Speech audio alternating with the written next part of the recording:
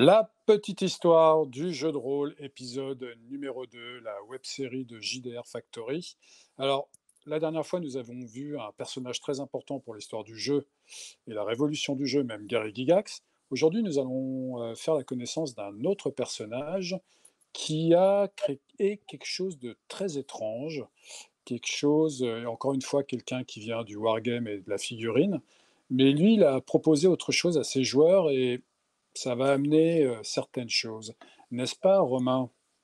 Bonjour Farid, bonjour tout le monde. Oui, effectivement, nous parlons de Dale Arneson, qui est considéré aujourd'hui comme le co-créateur de Donjons et Dragons. Mais il y a une origine peut-être plus obscure, aussi obscure que le nom de son univers. Je vous présente ici l'origine de tout. Le voici. Ça s'appelle Blackmore, dans un tout petit livret, comme vous pouvez voir. Ce livret est la première impression, la première édition en 1975, mais l'histoire commence avant. Blackmore, qu'on pourrait traduire par Sombre Land en français, mais qui n'a jamais été traduit. Blackmore, qu'est-ce que c'est? Eh bien, la première émission, nous l'avions consacrée à Chainmail. Eh bien, ça vient en quelque sorte de là, mais même un peu d'avant. Tout commence au début des années 70 dans une association qui s'appelait Castle and Crusade Society, la société de châteaux et croisades, et qui était elle-même un sous-groupe de la Fédération internationale de wargaming. Dave Hanson jouait dans un univers qu'il avait conçu et fabriqué, un univers de type donc médiéval fantastique, Blackmoor, et dans lequel on faisait des parties de jeux avec figurines, des combats, mais aussi il avait apporté une innovation qui aujourd'hui est connue, je dirais, de l'intégralité des joueurs de la planète, mais qui à l'époque était quelque chose d'inouï, d'inédit. On appelle ça aujourd'hui le dungeon crawling, littéralement ramper dans les souterrains. Euh, Roguelike. voilà, le roguelike. Alors là, la communauté de joueurs connaît cela, que ce soit en jeu vidéo, en jeu de plateau, en tout ce que vous voulez. Mais le papa du Dungeon Crawl, le père de cette manière de jouer, d'envisager des histoires dans des souterrains avec des monstres, des trésors, eh bien c'est Dave Arneson. D'ailleurs, de manière un peu plaisante, dans les années 70-80, en France, on appelait ça le PMT, le porte-monstre trésor. C'est une expression que les vieux joueurs connaissent très bien, le PMT. Moi vois, moi tu. Voilà, exactement. Et c'est Dave Arneson qui, à l'aide des règles de Gigax dans Chainmail, dont j'ai parlé la dernière fois, sur donc le supplément fantasy, le supplément médiéval fantastique, il les a utilisés pour enrichir les histoires qu'il racontait déjà avant même Chainmail dans son univers de Blackmoor. Et Gary Gigax à son tour, dans un mouvement, on va dire, d'échange intellectuel et d'amitié, a proposé à Arneson de créer carrément ce qui deviendra le premier de tous les jeux de rôle, Donjons et Dragons. Euh, Et justement, la dernière fois, on avait parlé de la création de la Gen Con, cette fameuse convention qui, au départ, n'a réuni que très peu de personnes, et puis chaque année a commencé à grossir, qui avait lieu au départ dans une serre, puis après dans différents bâtiments. Et la première rencontre entre Gygax et Arneson a eu lieu une certaine Gen Con. C'est là qu'ils ont commencé à se rencontrer, à s'apprécier, à s'échanger. Et après, il y a eu beaucoup d'échanges par courrier. Arneson qui envoyait des notes manuscrites que Gygax devait traduire, a lancé ce que tu disais tout à l'heure, la création d'un fameux jeu. alors, dans cette émission, on ne parlera pas précisément de Donjons et Dragons, mais vous l'avez vu sur le visuel de la couverture, il y a marqué supplément 2. Effectivement, Blackmoor, qui existait avant la création de Donjons et Dragons, n'a été officiellement publié en tant que travail éditorial qu'en 1975, donc après la publication de Donjons et Dragons, et sous le nom de deuxième second supplément de Donjons et Dragons dans l'édition qu'on appelle, nous y reviendrons dans une autre émission, Original D&D, donc le Donjons et Dragons originel. Alors, qu'est-ce que c'est que ce supplément Blackmoor? D'abord, il est écrit intégralement par Dave Hanson. C'est le seul auteur. À l'exception, parce que c'est aussi un peu sa spécialité, de la préface de Gary Gygax, qui présente son ami et son collaborateur, et il faut même dire son inspirateur. Mettons fin tout de suite à des polémiques un peu stériles sur la poule et l'œuf, qui a commencé, est-ce qu'il y en a un qui a usurpé le travail de l'autre, etc.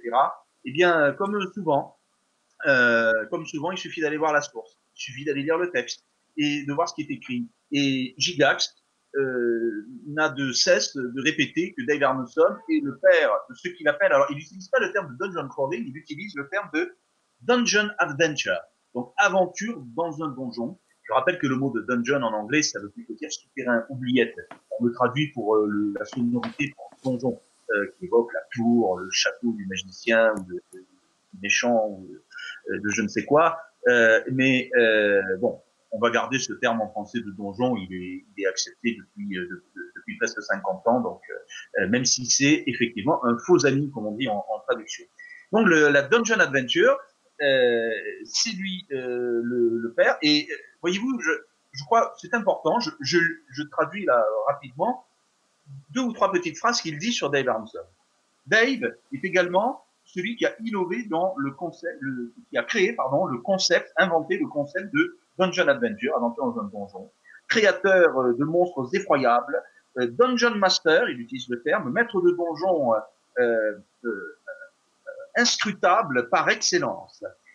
Il met au point des systèmes de combat complexes, des donjons incompréhensibles, des zones, des environnements sauvages et des pièges d'une cruauté extrêmement subtile.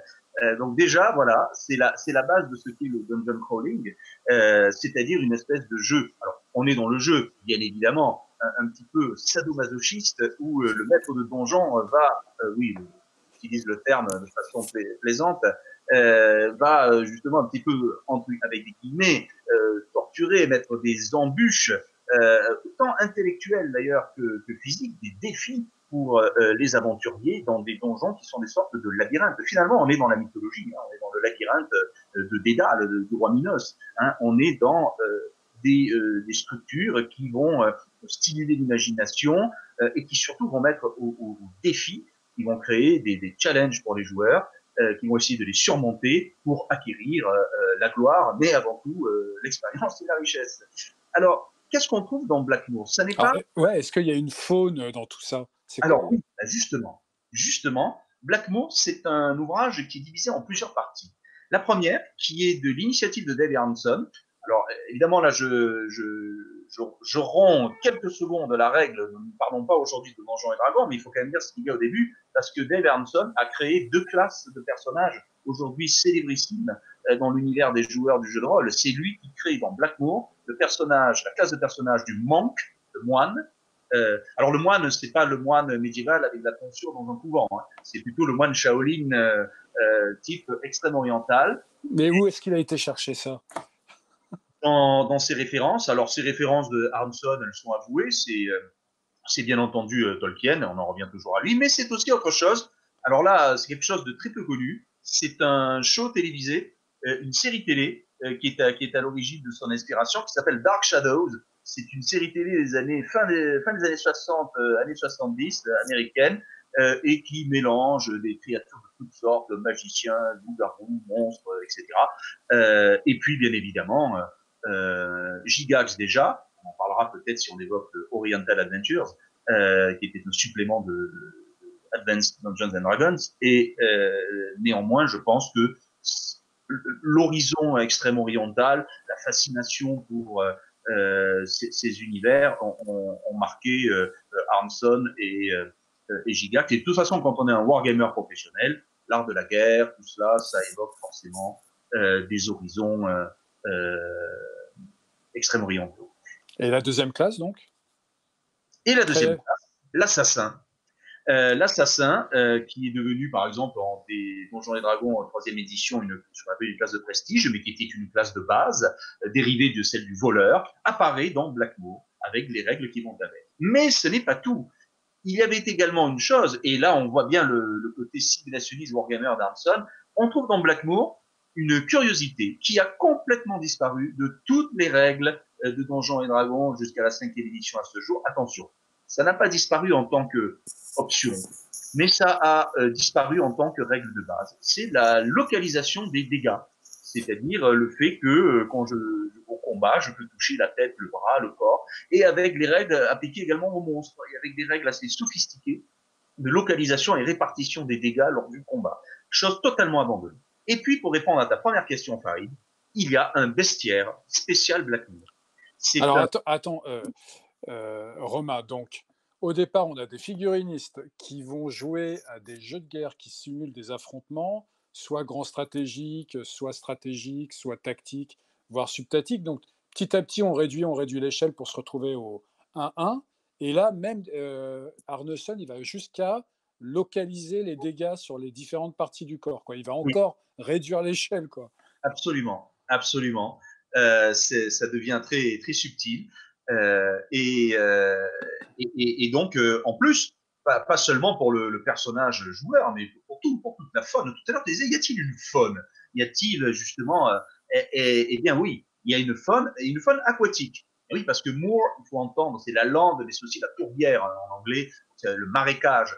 Et c'est Hanson qui crée certains des monstres les plus iconiques, les plus emblématiques de Donjons et Dragons, tels que par exemple le Sawagin, qui rappelle pour les amateurs de Lovecraft, ça peut évoquer le profond, qui est donc une espèce de créature humanoïde aquatique, ou encore le Lokata ou le Ixichattit, oui, alors là, pour la prononciation, mais les amateurs, notamment les vieux joueurs, connaissent ces noms de monstres qu'on va retrouver dans tous les manuels de monstres, y compris à ce jour en 2020 de Donjons et Dragons. C'est Dave Arneson qui les crée.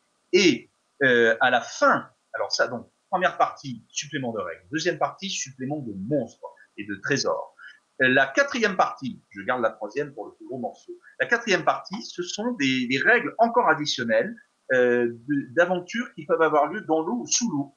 Et avec là aussi une simulation de toutes les règles de maladies, de combats sous l'eau, de noyades, des tables de rencontre, des choses comme cela. Donc Blackmoor, c'est une espèce de ce qu'on appellerait aujourd'hui, dans le langage un peu plus formaté, est un mot un peu péjoratif, mais vous voyez ce que je veux dire, dans un langage plus établi de la terminologie, on a ce qu'on appellerait un sourcebook, donc un livre source, donc un livre qui permet de donner des règles à un cadre de campagne, justement.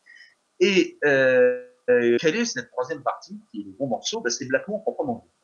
Alors c'est là qu'on arrive à un paradoxe.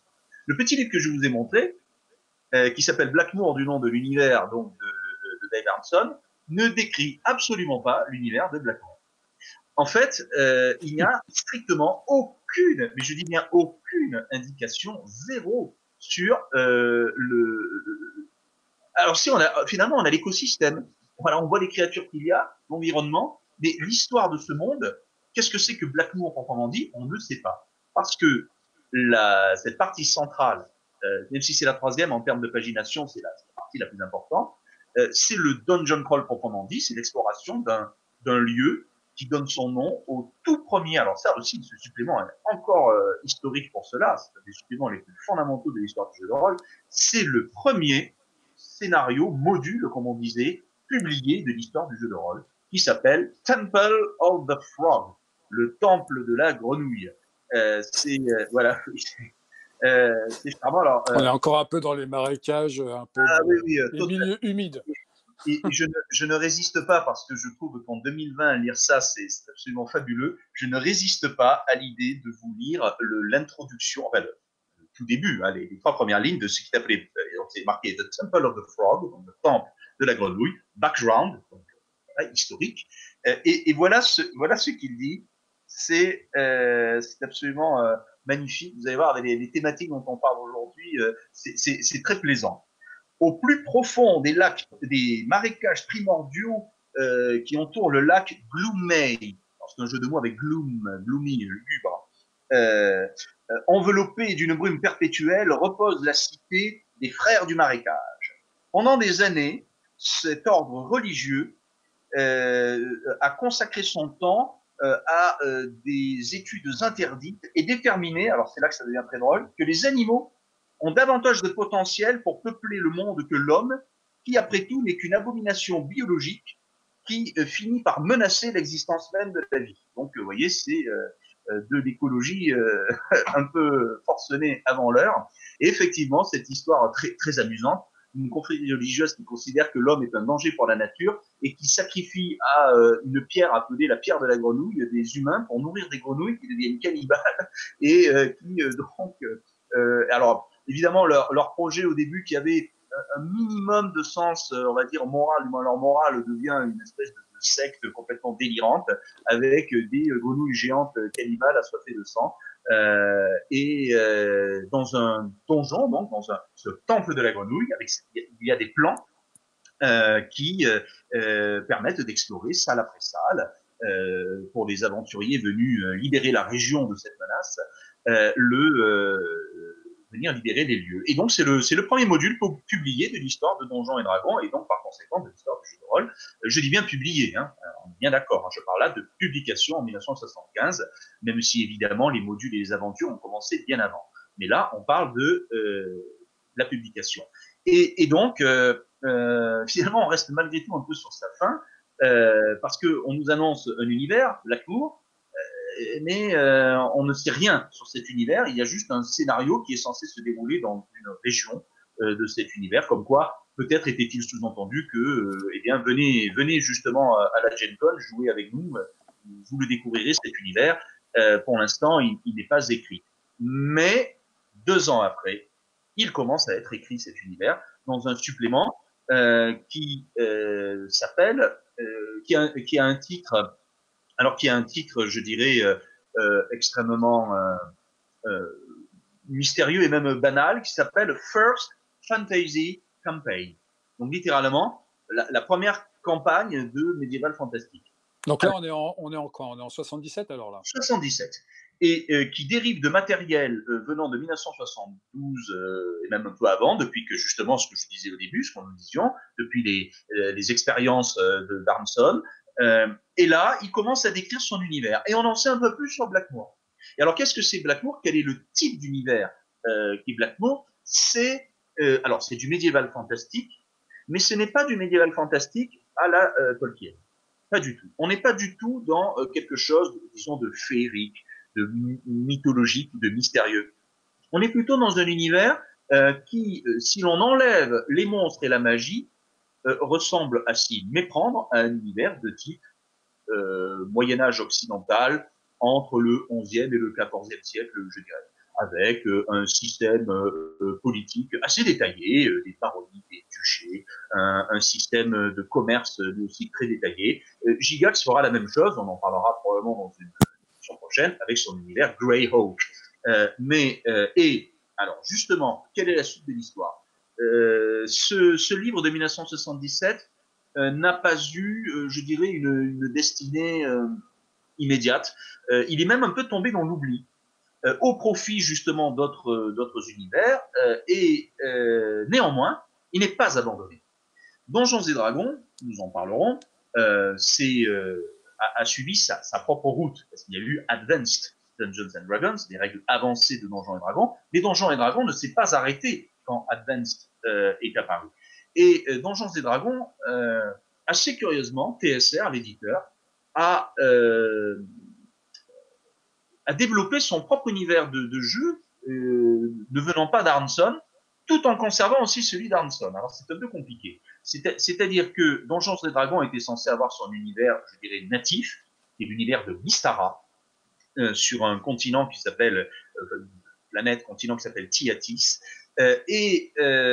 Parallèlement à cela, en 1986, je vous montre ce qui apparaît, c'est ceci. 1986, regardez le titre, Adventures in Blackmoor, et c'est bien évidemment Dave Arneson qui écrit, avec un collaborateur, mais c'est lui qui fait 99% de l'écrit. Et là, on a enfin par écrit le début d'une série de 4 modules. Initialement, 5 étaient prévus. Il y a 4 modules, Aventure dans Blackmoor, le second qui s'appelle eh bien Temple of the Frog, qui est la réédition, et je dirais la version augmentée, director's cut, comme on dit pour les films, du module original de 1977. Le troisième qui s'appelle City of the Gods, la cité des dieux. Et le quatrième qui s'appelle, mais qui n'est pas tiré de matériel d'Arneson, qui est un développement qui porte son nom, mais qui ne vient pas de ses notes, qui s'appelle The Duchy of Ten, le duché des 10. Numéroté DA, Dave Arneson, 1 à 4. Et le cinquième, qui était prévu, n'a jamais donné lieu à une publication. Et il devait s'appeler City of Blackmoor. Parce qu'enfin, on sait ce que c'est. Blackmoor, c'est une ville. C'est la capitale de ce royaume. Et alors, qu'est-ce qui s'est passé là? TSR a fait quelque chose, une espèce de petite entourloupe. Enfin, TSR et Arneson. Donc, ils ont leur propre univers, Donjons et Dragons, dont nous parlerons peut-être dans une prochaine émission, Mystara, qui a donné lieu à une gamme très étendue. Mais en même temps, il y a cet univers de Blackmoor. Alors, qu'est-ce qui s'est passé? Eh bien, Blackmoor, c'est le passé de Mystara. C'est le très lointain passé de Mystara qui a donné, qui s'est conclu par une catastrophe planétaire qui a changé, qui a fait s'inverser les axes de la planète Mystara. Il faut savoir, et c'est la très grande particularité, l'immense originalité de l'univers de Dave Arneson, c'est qu'on découvre, avec ce supplément à la couverture jaune que je viens de vous présenter, on découvre quelque chose de passionnant, c'est que l'univers de Blackmoor n'est pas un univers médiéval fantastique comme on pourrait l'imaginer, enfin si, c'en est un, mais il y a une dimension technologique. Et ça, c'est très important. Il y a même dans le supplément numéro 2, 3, pardon, La Cité des Dieux, eh bien, c'est un scénario de science-fiction. C'est-à-dire que la technologie de l'univers de Blackmoor, dans le très lointain passé de l'univers officiel de Donjons et Dragons, a atteint un niveau quasi scientifique de science-fiction. Ça dépasse même la machine à la vapeur. On est au-delà du steampunk. Hein. On a des vaisseaux spatiaux et des fusils laser. Hein. Carrément. Oui, ce qui, d'ailleurs, pour les amateurs de jeux vidéo, peut évoquer Might and Magic, la célèbre série de jeux vidéo qui mélangeait la science-fiction et le médiéval fantastique. Eh bien, c'est ce qui se passe dans Blackmoor, et c'est tout à fait passionnant parce qu'on a cet univers classique médiéval avec des éléments magiques et monstrueux comme dans le médiéval fantastique, je dirais classique, et aussi, en plus, cette technologie, d'ailleurs vous l'avez peut-être vu sur la couverture que j'ai montrée, on voit une espèce d'engin, on dirait une espèce de tracteur ou de char de guerre avec des roues surdimensionnées et de la fumée qui sort par l'arrière. On a effectivement une dimension technologique qui fait de l'univers de Dave Arneson non seulement un univers qu'on a plaisir à découvrir, mais même dont il faut se témoigner parce que il est très original. Ça n'est pas, là aussi, on entend souvent des caricatures sur les vieux univers de jeux de rôle, eh bien, il en remonterait à plus d'un encore aujourd'hui par son originalité, sa profondeur, sa dimension. Et j'ajoute aussi par le fait qu'il invente encore une chose que Dave Arneson a inventée. Et là encore, tous les joueurs de jeux de rôle vont certainement sourire à l'évocation de ce que je vais dire. Vous commencez dans une auberge. Et oui, la fameuse auberge où tous les aventuriers commencent et où va surgir un personnage par la porte faisant taire toutes les conversations et qui va amener le mystère et l'aventure. Eh bien, c'est Dave Arneson qui crée ce qu'on peut appeler véritablement un trope, un lieu commun du jeu de rôle, mais qui chez lui n'est pas un lieu commun. C'est une auberge qui s'appelle la Comeback Inn, donc littéralement l'auberge où l'on revient, et qui est en fait une auberge dimensionnelle qui permet de voyager entre les dimensions et qui sert de base. Les joueurs de jeux vidéo utilisent parfois le terme de hub, qui sert de base aux aventuriers qui effectivement vont et viennent à partir de cette auberge qui se situe dans l'univers de Blackmoor de Dave Arneson. Donc c'est lui qui est à l'origine de ce, peut-être qu'on l'a oublié, aujourd'hui ça fait partie de l'inconscient collectif du rôliste, la fameuse auberge. Il y a même des suppléments entiers de jeux de rôle qui sont consacrés aux auberges dans plein de jeux de rôle, encore aujourd'hui en 2020. Eh bien, l'origine de cette fameuse auberge des rôlistes, des personnages plutôt, ça vient de Blackmoor, et plus précisément, alors certainement qu'il avait créé bien avant, mais là encore je parle de date de publication, publié pour la première fois dans ce supplément de TSR de 1986. Et qui, donc, là, je le répète, présente de façon extensive, même si la gamme a été un peu avortée, l'historique plutôt, de cet univers si riche et, j'ose le dire, je pense, un petit peu méconnu. aujourd'hui dans les joueurs, même si, et là je termine avec cela, il y a eu une ultime itération de Blackmoor, il y a eu une ultime édition dans le système appelé 3.0 ou 3.5, qui est la troisième édition de Donjons et Dragons. Eh bien, il y a eu un livre de règles et des suppléments qui s'appelle Dave Arnson's Blackmoor Campaign Setting, donc cadre de campagne Blackmoor de Dave Arnson, qui a été publié en 2004. Et ce n'est pas fini, il y a même eu un guide pour la 4e édition de Donjons et Dragons en 2009. Donc autant dire que Blackmoor n'est finalement mort, je n'aime pas trop le terme, c'est un peu comme quand on dit langue morte, disons, a cessé de voir toute publication, finalement il y a à peine 10-11 ans. Et il y a donc eu, et ça c'est une chose qui est peu connue, si l'on enlève Advanced Dungeons and Dragons, il y a eu du Blackmoor dans toutes les éditions de Donjons et Dragons, à part bien sûr la 5e édition d'aujourd'hui. Mais c'est un univers qui a été développé, écrit, sans cesse augmenté, réécrit. Et là j'en reviens à ce qu'on disait au début, attention, ce contenu était déjà là. Il était déjà là dès les années 70 dans la tête, les discours, les échanges et les parties que Arnson organisait de façon non publiée. Hein. Là, j'ai bien sûr évoqué des premières fois de publication, mais qui remontent à un projet et une entreprise bien antérieure et à la collaboration avec Gigax. Les deux se sont nourris l'un l'autre de leurs innovations et c'est, me semble-t-il, très clair dans ce que l'un et l'autre disent dans leurs témoignages, dans les préfaces de leurs ouvrages. Donc finalement, pendant ces 5 décennies, on peut voir qu'il y a eu une reconnaissance quand même vers Dave Arneson et son univers Oui. et son imagination. Du coup, pour le prochain épisode, on va vraiment parler de cette alchimie entre ces deux personnes et ce que ça a donné, comment ils ont révolutionné le monde du jeu qu'on peut voir aujourd'hui sur tous les supports de jeu, quels qu'ils soient, tous les types de jeux. Hein, il suffit de parler de points de vie, de points d'expérience, de classes, etc. Même dans les jeux mobiles auxquels tout le monde joue, on retrouve ces termes-là. Donc on sent bien que ces deux personnes ont fortement marqué le monde ludique. Merci Romain. Du jeu. Merci Farid. Tout à fait. Merci Romain. Donc on se retrouve pour un prochain épisode. Je vous laisse deviner pour quel produit, je dis bien produit parce qu'on parle évidemment d'un produit commercialisé. Merci à tous et à très vite. Merci Romain. Merci.